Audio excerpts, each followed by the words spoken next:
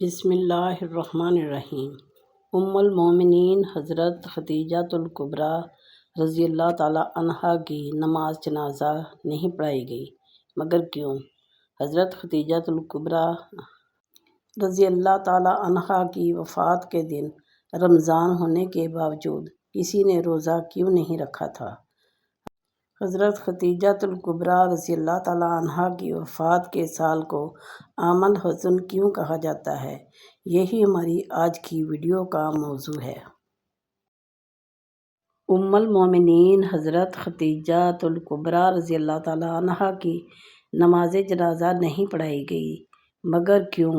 حضرت خدیجہ رضی اللہ تعالیٰ عنہا کی وفات کے دن رمضان ہونے کے باوجود کسی نے روزہ کیوں نہیں رکھا تھا؟ حضرت خدیجہ رضی اللہ تعالیٰ عنہا کی وفات کے سال کو عام الحزن کیوں کہا جاتا ہے؟ یہی آج کی ویڈیو کا موضوع ہوگا، اور آج ہم آپ کو ام المومنین حضرت خدیجۃ الکبریٰ رضی اللہ تعالیٰ عنہا کی زندگی کا ایمان فروز داستان سنائیں گے۔ حضرت خدیجۃ الکبریٰ رضی اللہ تعالیٰ عنہا وہ پہلی خاتون ہیں جنہیں قرآن مجید کی روح سے سب سے پہلے ام المومنین ہونے کا شرف حاصل تھا۔ اس کے علاوہ ذاتی طور پر قرآن شریف میں آپ کے اثار و قربانی کا تذکرہ ہے۔ پیغمبر اسلام صلی اللہ علیہ وآلہ وسلم سے شادی سے پہلے حضرت خدیجۃ الکبریٰ رضی اللہ تعالیٰ عنہا مکہ کے بہت بڑے کاروبار کی مالک تھیں۔ آپ کے عظیم کاروان تجارت میں 80,000 اونٹ تھے، جن کے ذریعے شام، یمن، مصر وغیرہ کی طرف برابر آپ کا سامان تجارت جاتا رہتا تھا۔ شادی کے بعد آپ نے اپنا سارا مال اور ساری دولت حضور نبی کریم صلی اللہ علیہ وآلہ وسلم کے قدموں میں ڈال دی تاکہ اسلام کی نشو و نما کے کام آ سکے۔ ام المومنین حضرت خدیجۃ الکبریٰ رضی اللہ تعالیٰ عنہا انتہائی بافضیلت خاتون تھی۔ آپ کے والد ماجد ابن اسد اور والدہ ماجدہ کا نام فاطمہ بنت زاہدہ تھا، اور دونوں کا سلسلہ نسب آگے چل کر نبی کریم صلی اللہ علیہ وآلہ وسلم کے سلسلہ نسب سے مل جاتا ہے، اور اس طرح آپ کی ذات گرامی حسب و نسب کے اعتبار سے اس لائق تھے کہ کسی کی زینت خانے پیغمبر نبی صلی اللہ علیہ وآلہ وسلم کی بن سکے۔ آپ کی ولادت 15 سال قبل عام الفیل اور 65 سال قبل ہجرت نبوی سے ہوئی۔ آپ نے 65 سال کی عمر میں وفات پائی اور مکہ کے مشہور قبرستان جنت المعلیٰ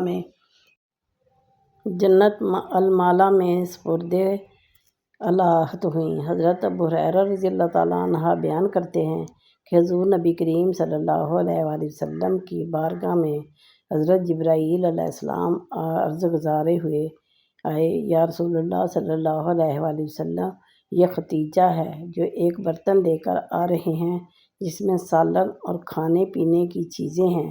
جب یہ آپ کے پاس آئیں تو انہوں نے ان کے رب کا اور میرا سلام کہیے، اور انہیں جنت میں موتیوں کے محل کی بشارت دے دیجیے جس میں نہ کوئی شور ہوگا اور نہ کوئی تکلیف ہوگی۔ یہ حدیث متفق علیہ ہے۔ حضرت علی رضی اللہ تعالیٰ عنہ سے روایت ہے کہ حضور نبی کریم صلی اللہ علیہ وآلہ وسلم نے فرمایا، اپنے زمانے کی سب سے بہترین عورت مریم ہے، اور اس طرح اپنے زمانے کی سب سے بہترین عورت خدیجہ ہے۔ یہ حدیث متفق علیہ ہے۔ اس طرح حضرت عبداللہ بن عباس رضی اللہ تعالیٰ عنہ فرماتے ہیں، ایک دفعہ نبی کریم صلی اللہ علیہ وآلہ وسلم نے زمین پر 4 خطوط کھینچے اور دریافت فرمایا کہ تم جانتے ہو کہ یہ کیا ہے؟ صحابہ کرام رضوان اللہ علیہ اجمعین نے عرض کیا، اللہ اور اس کا رسول صلی اللہ علیہ وآلہ وسلم بہتر جانتے ہیں۔ آپ صلی اللہ علیہ وآلہ وسلم نے فرمایا کہ یہ جنت کی بہترین عورتیں ہیں، جو کہ حضرت خدیجہ بنت خویلد، حضرت فاطمہ بنت محمد، آسیہ بنت مزاحم زوجہ فرعون، اور حضرت مریم بنت عمران ہیں۔ 10 رمضان المبارک ام المومنین حضرت خدیجہ رضی اللہ تعالیٰ عنہا کا یوم وفات ہے۔ حضرت خدیجہ رضی اللہ تعالیٰ عنہا حضور صلی اللہ علیہ وآلہ وسلم کی پہلی زوجہ محترمہ تھیں۔ حضور صلی اللہ علیہ وآلہ وسلم کی حضرت خدیجہ رضی اللہ تعالیٰ عنہا کے ساتھ محبت کا یہ عالم تھا کہ ان کی زندگی کے دوران حضور صلی اللہ علیہ وآلہ وسلم نے دوسرا نکاح نہیں فرمایا تھا۔ حضور صلی اللہ علیہ وآلہ وسلم حضرت خدیجہ رضی اللہ تعالیٰ عنہا کے بارے میں فرماتے ہیں کہ تم سے بہتر مجھے کوئی بیوی نہیں ملی، کیونکہ انہوں نے ایمان لا کر اس وقت میرا ساتھ دیا جب کفار نے مجھ پر ظلم و ستم کی حد کر رکھی تھی۔ انہوں نے اس وقت میری مالی مدد کی جب دوسروں نے مجھے اس سے محروم کر رکھا تھا۔ اس کے علاوہ ان سے مجھے اللہ تعالیٰ نے اولاد کی نعمت سے سرفراز فرمایا۔ حضرت خدیجہ رضی اللہ تعالیٰ عنہا کے ساتھ حضور صلی اللہ علیہ وآلہ وسلم کی بے پناہ محبت تھی، لیکن کیا آپ کے علم میں ہے کہ حضرت خدیجہ رضی اللہ تعالیٰ عنہا کی نماز جنازہ نہیں پڑھائی گئی تھی، کیونکہ اس وقت نماز جنازہ سمیت 5 وقت کی نماز فرض ہی نہیں ہوئی تھی۔ بالکل اسی طرح رمضان کا مہینہ ہونے کے باوجود کوئی فرد روزے سے بھی نہ تھا، کیونکہ اس وقت روزے بھی فرض نہیں ہوئے تھے۔ اسی سال رسول اللہ صلی اللہ علیہ وآلہ وسلم کے محبوب چچا جناب ابو طالب بھی اس دنیا سے پردہ فرما گئے اور 2 عظیم صدموں نے حضور صلی اللہ علیہ وآلہ وسلم کو بہت مغموم کر دیا۔ اس لیے اس سال کو عام الحزن یعنی غم کا سال کہا جاتا ہے۔ حضرت خدیجہ رضی اللہ تعالیٰ عنہا کی وفات مدینہ کی ہجرت اور نماز فرض ہونے سے قبل اسی سال ہوئی جب حضرت ابو طالب کی وفات ہوئی۔ روایات کے مطابق انہیں جنت میں موتیوں سے تیار کردہ گھر ملے گا۔ حضرت محمد صلی اللہ علیہ وآلہ وسلم نے خود ان کی قبر میں اترے اور اپنی سب سے بڑی غمسار کو دائمی اجل کے سپرد کیا۔ پیارے حضرت محمد صلی اللہ علیہ وسلم کی حضرت خدیجہ رضی اللہ تعالیٰ عنہا سے 6 اولادیں پیدا ہوئیں، 2 صاحبزادے جو بچپن میں انتقال کر گئے اور 4 صاحبزادیاں پیدا ہوئیں۔ حضرت قاسم بن محمد حضور صلی اللہ علیہ وآلہ وسلم کے سب سے بڑے بیٹے تھے۔ انہی کے نام پر آپ کی کنیت ابو القاسم تھی۔ ان کے بعد حضرت زینب بنت محمد صلی اللہ علیہ وآلہ وسلم حضور صلی اللہ علیہ وآلہ وسلم کی سب سے بڑی صاحبزادی تھیں۔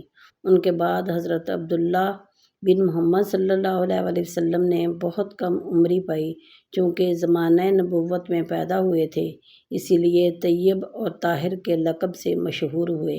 ان کے بعد حضرت رقیہ بنت محمد صلی اللہ علیہ وآلہ وسلم، ان کے بعد حضرت ام کلثوم بنت محمد صلی اللہ علیہ وآلہ وسلم اور آخر میں سیدہ کائنات حضرت فاطمہ الزہرا رضی اللہ تعالیٰ عنہا پیدا ہوئیں۔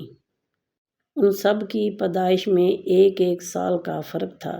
حضرت خدیجہ رضی اللہ تعالیٰ عنہا اپنی اولاد کو بہت چاہتی تھیں، چونکہ آپ مالی طور پر بھی بہت مستحکم تھیں، اس لیے عقبہ کی لونڈی سلمہ کو بچوں کی پرورش پر مقرر کیا تھا۔ وہ ان کو کھلاتی اور دودھ پلاتی تھیں۔ ازواج مطہرات میں حضرت خدیجہ الکبریٰ کو بعض خاص خصوصیات حاصل ہیں۔